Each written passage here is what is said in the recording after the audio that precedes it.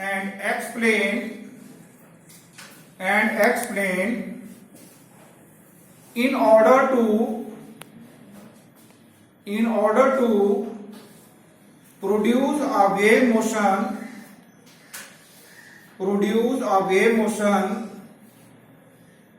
in a medium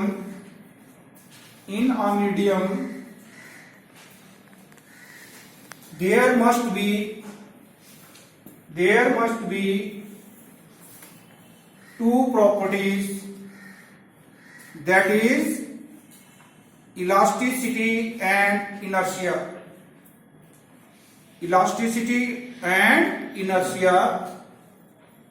Or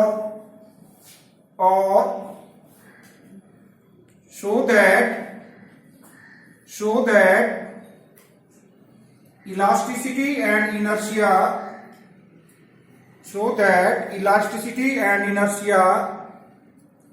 are the primary requirements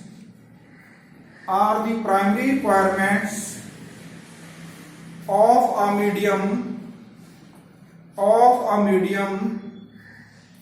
to produce wave motion.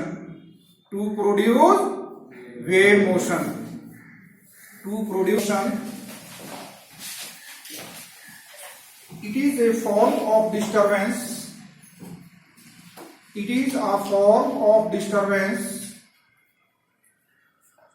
Which travels through a medium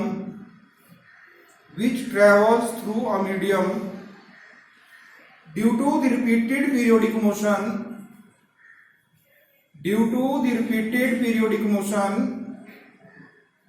of the particles of the medium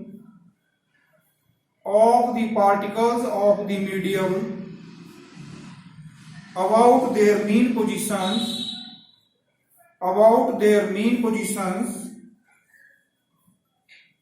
the motion being handed over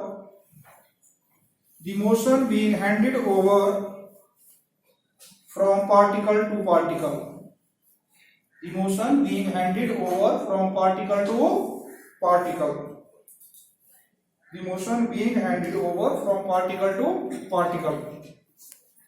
okay, एक water का जो molecule है, इस molecule को force लगी, ये नीचे लगा जाना, लेकिन इसके जो साइड के जो क्या है, वाटर के और मॉलिक्यूल है, दूसरे मॉलिक्यूल है, उनके ऊपर फोर्स नहीं लगी है ना। ओके, तो जैसे जैसे वाटर मॉलिक्यूल नीचे जाएगा, साइड के जो मॉलिक्यूल होंगे, इनकी इसके ऊपर फोर्स कहाँ होगी, ऊपर को कि नीचे को?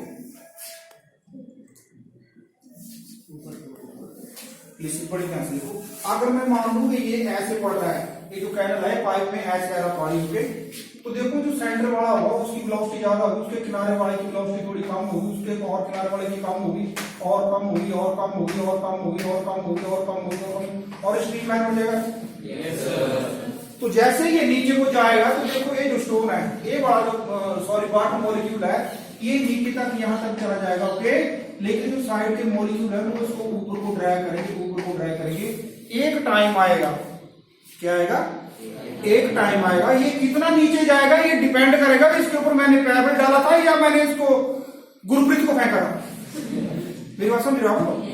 अगर पैबल डाला होगा तो इसके ऊपर फोर्स कम है, तो इसके ऊपर फोर्स कम लगी, तो जो साइड वाले मॉलिक्यूल है उसको ड्रैग कर रहे हैं ऊपर को, विस्कस ड्रैग दे रहे हैं, उसकी वजह से कम डिस्टेंस कवर करेगा नीचे। अगर ज्यादा फोर्स लगी होगी तो ज्यादा कर जाएगा। एक टाइम आएगा जब जो साइड वाले मॉलिक्यूल है उनकी जो ड्रैगिंग फोर्स है, वो फोर्स मेरे द्वारा या पत्थर के द्वारा लगाए गए फोर्स के बराबर हो जाएगी। उस टाइम ये मॉलिक्यूल यहाँ पे क्या हो जाएगा? स्टॉप हो जाएगा ना। क्या हो जाएगा? स्टॉप हो जाएगा। एक है बोरोसावास पेंडुलम। अब पेंडुलम को अगर मैं कम फोर्स दूंगा तो यहां तक जाएगा, ज्यादा दूंगा तो यहां तक जाएगा, लेकिन एक टाइम तो खड़ा हो जाएगा ना।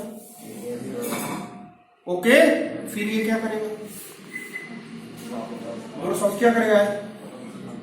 बोलो, जो फोर्स थी मैंने इसको स्टोन से दी वो तो खत्म हो गई, लेकिन इसके ऊपर फोर्स और कौन बची है? जो साइड के मॉलिक्यूल्स की है, उसके कारण ये मॉलिक्यूल फिर चलेगा ऊपर को, और जैसे जैसे ऊपर को चलेगा तो जो इस मीडियम का इलास्टिसिटी है वो इसके ऊपर फोर्स बढ़ाती चलेगी, और यहां पे जाके इसकी स्पीड क्या हो जाएगी? मैक्सिमम। क्या हो जाएगी? मैक्सिमम।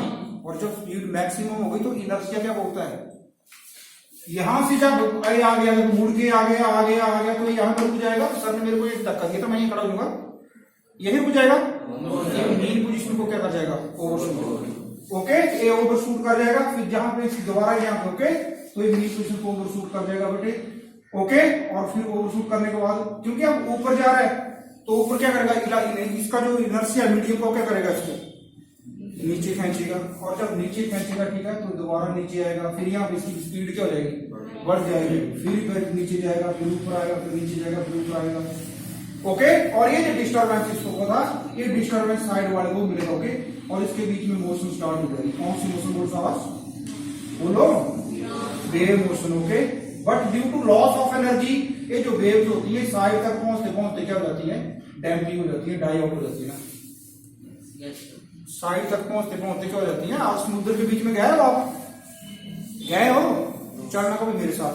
तो समुद्र पे जाकर बीच में जाए, मतलब जो किनारे होता है, 100 से 15-20 किलोमीटर चल जाओ, तो जो वेव्स की जो साइज होता है बहुत बड़ा होता है ना। जैसे जैसे समुद्र फैलता जाता है, मतलब बाहर होते रहते हैं, तो उनका साइज क्या हो जाता है, कम हो जाता है। ओके ओके, तो उसके कारण बहुत है फ्रिक्शन वगैरह, ये कारण वो कारण वो कारण। Okay, loss of energy. What loss of energy, loss of. अच्छा, समुद्र के बीच में वेव्स का आना बहुत जरूरी है। क्यों, भूचाल आना जरूरी नहीं है, वेव्स का आना बहुत जरूरी है। जितनी ज्यादा वेव्स होंगी उतनी ज्यादा उसमें ऑक्सीजन डिजॉल्व होती है ना। जितना पानी ऊपर उठेगा लेवल से, उसमें उतनी ज्यादा ऑक्सीजन क्या होगी, डेवलप होगी। उसमें मैकेनिकल वेव्स और इलास्टिक वेव्स सिंपली बोला, which require material medium for propagation, which require material medium for propagation.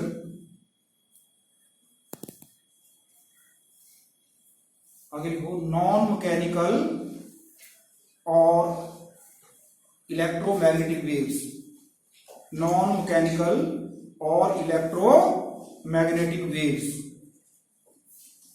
which do not require material medium, which do not require material medium.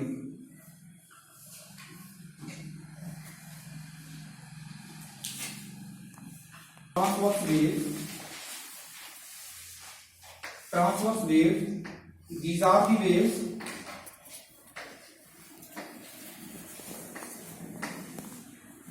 this is the direction of propagation,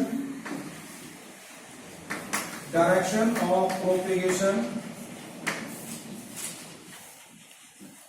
direction of propagation of wave, and this is the direction of vibration of particles, vibration of particles, vibration of particles, and the angle between two is what, 90 degree. Angle between the two is what, 90 degree. Okay okay, तो इसकी statement कैसे देंगे process, transverse wave motion is the wave motion in which the particles, यहीं से दे देनी statement. देखो कैसे लगा चेपड़े, wave motion is that wave motion in which the direction of vibration of the molecules is perpendicular to the direction of propagation of wave. Okay, और इनका पता है, सुना इनके बारे में क्या होते हैं ये, this one and this one. तो क्रस्ट क्या है, हाईएस्ट रेज्ड पोर्शन है, और ट्रफ क्या है, हाईएस्ट डिप्रेस्ड पोर्शन, पोर्शन ही पोर्शन है ना। तो क्रस्ट क्या है, ये देखो वेव का कौन सा पार्ट है, ये किसको क्रस्ट बोलते हैं, highly raised part is called crust, and highly depressed is called trough, is called what, trough. Okay, is called trough. अच्छा longitudinal wave, this is the direction of propagation of wave and this is the direction, देखो molecule हटा ना, ये जो molecule पहले right को गया, फिर मेन पोजीशन पे आ गया, फिर क्या आ गया प्रोसेस लेफ्ट पे। Okay, propagation of waves, write down longitudinal waves in which the direction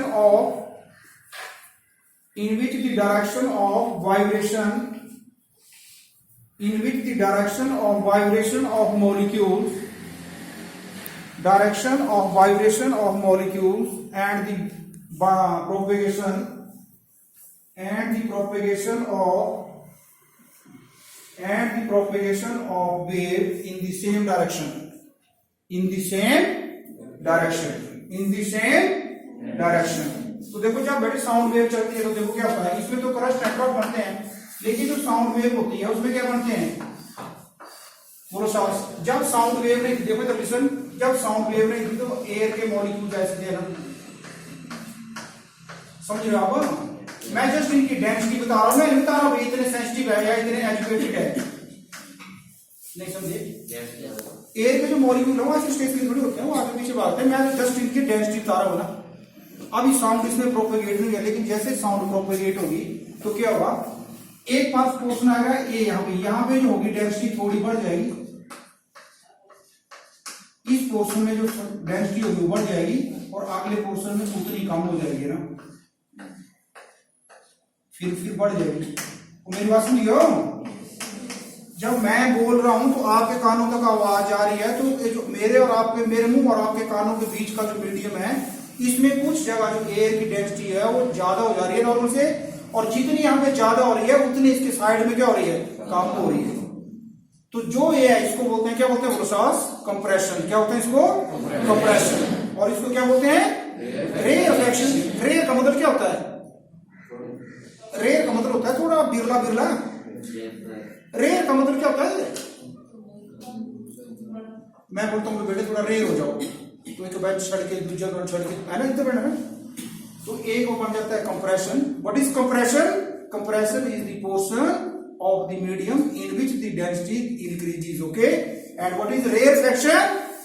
Process in which the density of the medium decreases, okay? Increase in compression and decrease in what? Rarefaction are equal, okay? Are what? Equal. Compression and rarefaction, okay? Yes beta. What is wavelength? Listen. Yes, what is wavelength? Yes, let me know wavelength. Write down wavelength. Wavelength. Here is the wave, transverse wave. This is crust. Here is also crust. This is trough. This is trough. Okay? Okay? Yes. This is crust number 1, this is crust number 2. So this distance between two successive crusts is called wavelength. Yeah, distance between two successive troughs is called wavelength, and it is denoted by lambda. It is denoted by what? Lambda. Lambda denote करते हैं wavelength. Okay? Distance between two successive crusts or two successive का मतलब कट्टे कट्टे ना. Yes. Troughs is called what? Wavelength. Is called what? Wavelength. Okay, and write down frequency. Frequency, it is the number of waves, it is the number of waves produced per second in the medium. It is the number of waves produced per second in the medium. It is denoted by nu. It is denoted by nu. Yes, it is noted by nu. And what is timetable? Timetable, sorry, time period. What is time period? Time period क्या बताओ लो? Listen, time taken by the wave to travel the distance between two successive crusts or two successive troughs. It is noted by what? T. So therefore, nu is equal to 1 upon T.